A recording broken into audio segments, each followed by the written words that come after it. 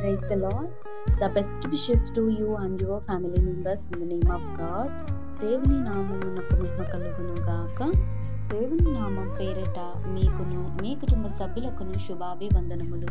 ఈరోజు దేవుని వాగ్దానం. Today God's promise. జీవ మార్గమును నీవు నాకు తెలియజేసేదవు. కీర్తనల గ్రంథం 16వ అధ్యాయం 11వ వచనం. You make known to me the path of life.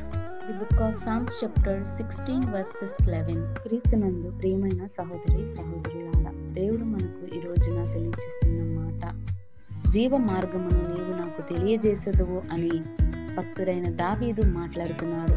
చూడండి, జీవ మార్గమును దేవుడే అయ్యున్నాడు. మనము దేవుని వెంబడించాలి, దేవునిని మనం తెలుసుకోవాలి. ఆయన యొక్క ఆజ్ఞలను, ఆయన యొక్క మాటలను, ఆయన యందు మనం భయం కలిగి దేవునిలోనికి నడుచుకుంటే దేవుడు మనకు జీవ మార్గమును బోధిస్తాడు. జీవ మార్గమును ద్వారములను తెరుస్తాడండి. దేవుడు అంత కృపగలిగిన వాడై ఉన్నాడు. కనుక మనము మన యొక్క పాతరోత జీవితాన్ని విడిచిపెట్టుకొని మనలో ఉన్నటువంటి ఆ యొక్క కలహములను, ద్వేషములను, క్రోధములను, ఇటువంటివన్నీ చెడ్డ లక్షణాలని తొలగించుకొని దేవునికి మన హృదయం అప్పచెప్పుకోవాలి. దేవుడు మన హృదయాన్ని అడుగుతున్నాడు. మనం ఆత్మ సంబంధంగా జీవించాలి. విశ్వాసుల యొక్క మన జీవితాన్ని మనం కాపాడుకోవాలి. చూడండి, మన యొక్క జీవ మార్గం దేవుడే అయ్యున్నాడు. చాలా మంది మనుషులైనటువంటి వారు జీవ మార్గం అనుకుంటారు, కానీ వారికి తెలియదు. ఎక్కువగా ఎటు లోక సంబంధంగా ఆశలు, అటువంటి చెడ్డ తలంపులను కలిగి లోకానికి బానిసైపోతున్నారు. ఆ యొక్క పాపపు సంబంధ జీవితానికి వారు అర్హులైపోతున్నారే కానీ నిజదేవుడని తెలుసుకోవడానికి ఎవరు ముందుకు రాలేకపోతున్నారు. దేవుని యొక్క జీవ మార్గం తలుపులు అనేవి ఎప్పుడు కూడా తెరిసే ఉన్నాయి. దేవుడు తక్కువ సమయం ఉందని చెప్తున్నాడు.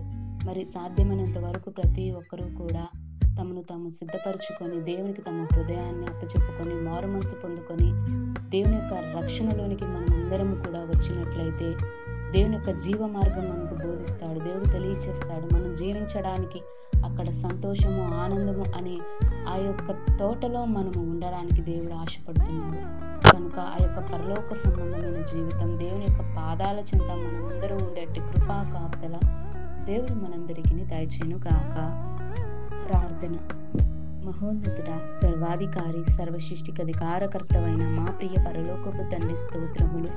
దేవా, నీవు మాకు జీవ మార్గమును తెలియజేసే దేవుడవై ఉన్నందుకు దేవా స్తోత్రములు.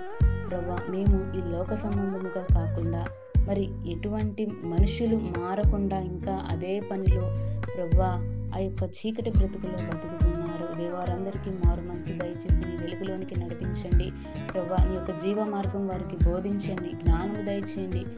నీవే నిజమైన దేవుడని తెలుసుకునే ప్రతి ఒక్కరికి అట్టి జ్ఞానముతో, బుద్ధితో నింపండి.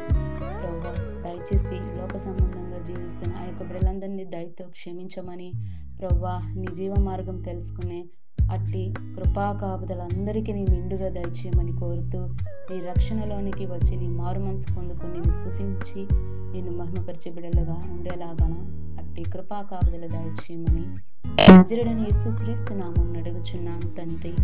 ఆమేన్.